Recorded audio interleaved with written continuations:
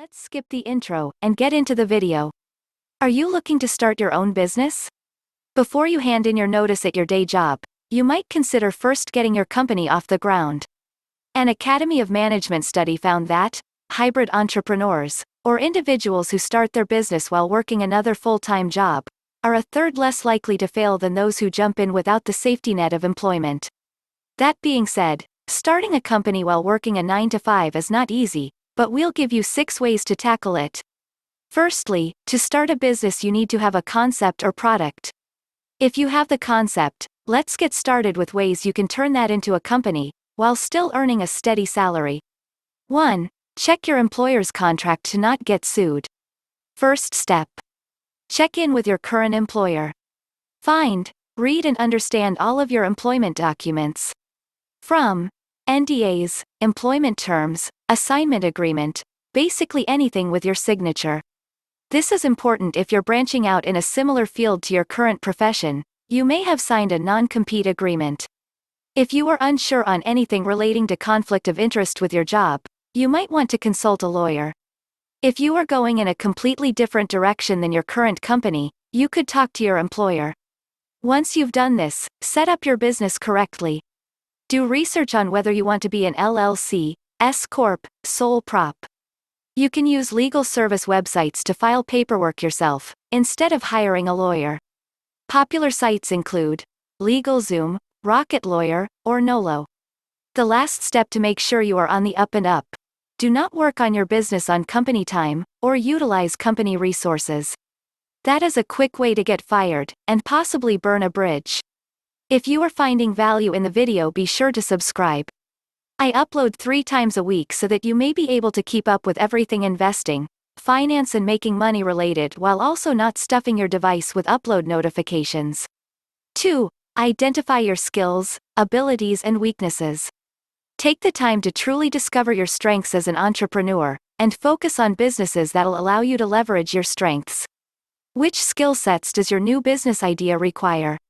You likely possess at least some of the necessary skills to make your business happen, but if you don't, you're now faced with a tough decision. Spend time learning a new skill or outsource to someone else who can help. Once you have identified your strengths, write down your competitive advantage.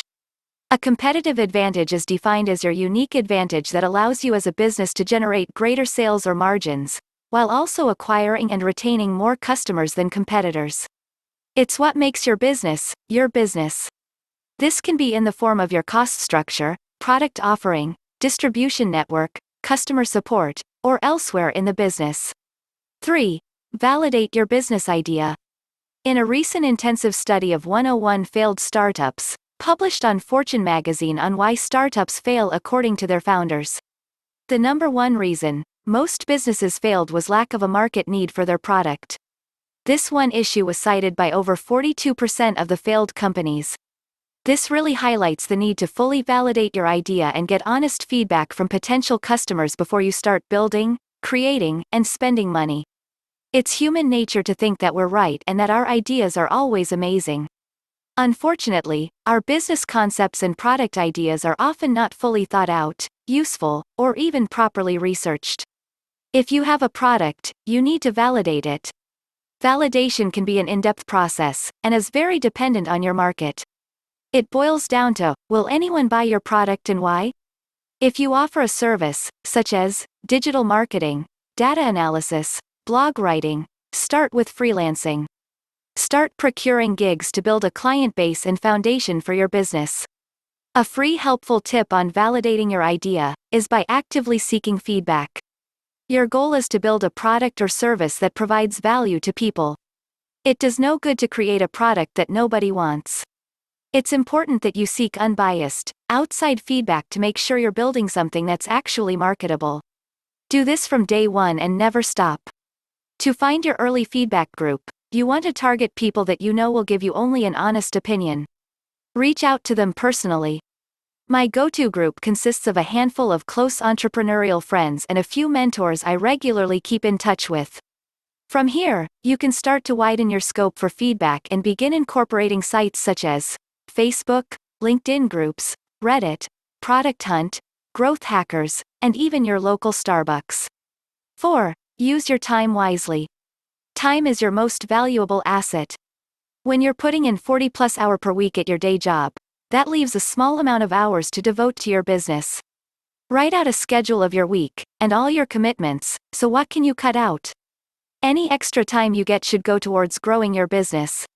Wake up early in the morning, stay up late at night, use lunch breaks at your day job, and perhaps even your vacation days to focus on your business.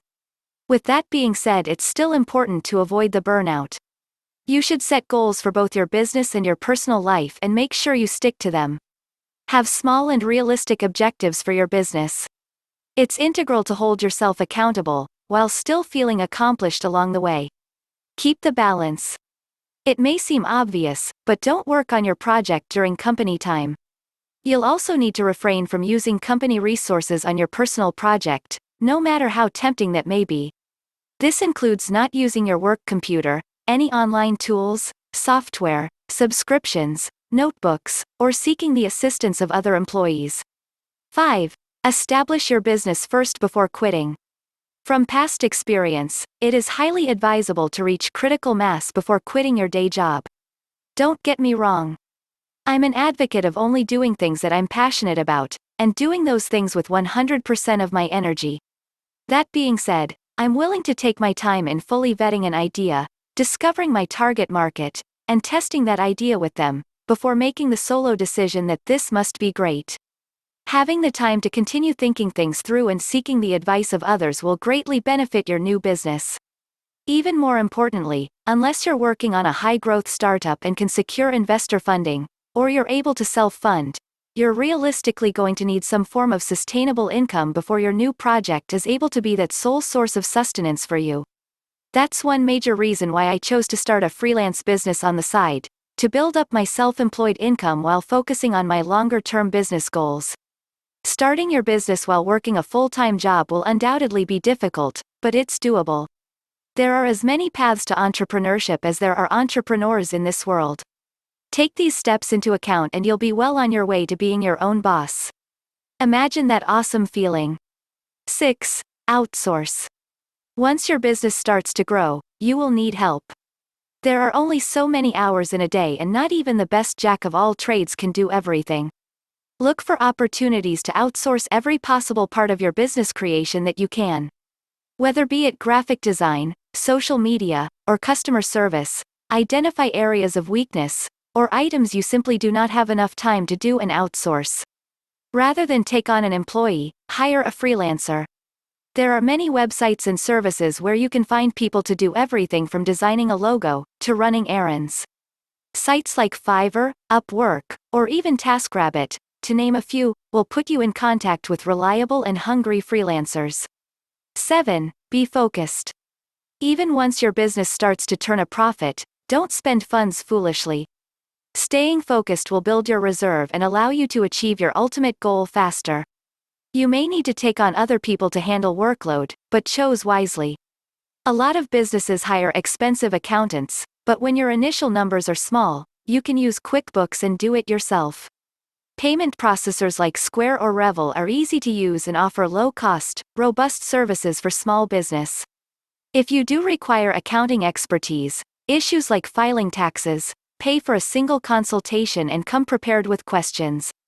Jim Fowler, the CEO of Owler, and founder of Jigsaw, acquired by Salesforce in 2010 for $175 million, has said his success is due in part to being an optimistic realist. He advises you should never financially plan for best-case scenario, forecast for worst-case scenario.